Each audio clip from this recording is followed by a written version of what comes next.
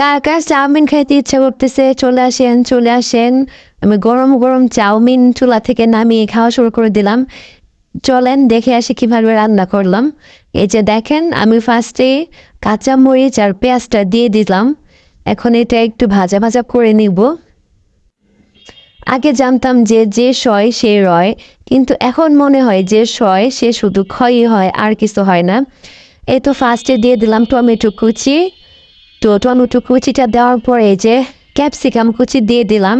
আজকে ক্যাপসিকাম আর টমেটো দুইটা মিক্স করে আমি চাউমিন রান্না করতেছি। মিমি আপুর একটা ডায়লগ আছে না, যে লা লা লা, ওগো শুনছো? হ্যাঁ শুনছি। আমার কাছে কিন্তু এটা খুবই মজা লাগে যে মিমি আপু মানে খুবই ফানি ফানি ভিডিও করে। যারা ভিডিও দেখেন তারা তো মিমি আপুকে অবশ্যই হয়তো বা চিনেন। এটা দেখেন আমি এখন ডিমটা ছেড়ে দিলাম। এখন ডিমটা আমি একটু ঝুড়ে ঝুড়ে করে নিব, কারণ ডিমের সাথে এই সবজিটা মিক্স না হলে মানে খাইতে ভালো লাগবে না। একটু ঝুড়ি ঝুড়ি করে তারপর মিক্স করব, আগেই মিশানো যাবে না। আচ্ছা, আপনারা অবসর সময় কি করতে লাইক করেন? আমি তো গান শুনতে খুব পছন্দ করি।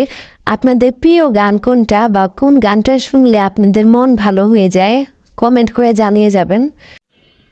একটা গান আছে না, লা লা লা লা, লা না লা লা লা, যদি বারে বারে কিশোরে প্রেম তোমায় কাঁদায়, তবে প্রেমিকা কোথায় বলো, প্রেমিকা কোথায়? এই গানটা কিন্তু আমার কাছে জোস লাগে।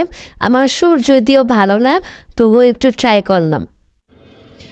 হাজার কবিতা বেকার সবিতা, সেই প্রথম প্রেম আমার নীলাঞ্জনা।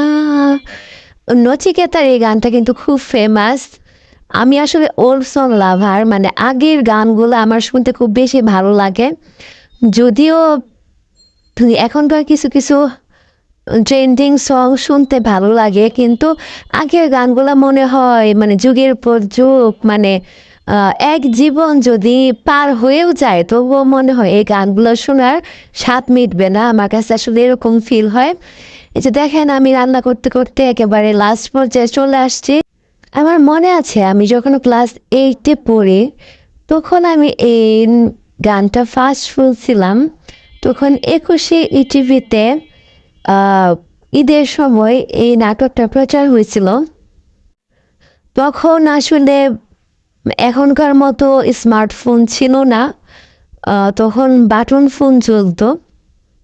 আমরাই লাস্ট জেনারেশন যারা ইন্টারনেট আসার একাল সেকাল দুইটাই এনজয় করতে পারছি। তো সবাই ভালো থাকবেন, সুস্থ থাকবেন। আল্লাহ হাফেজ।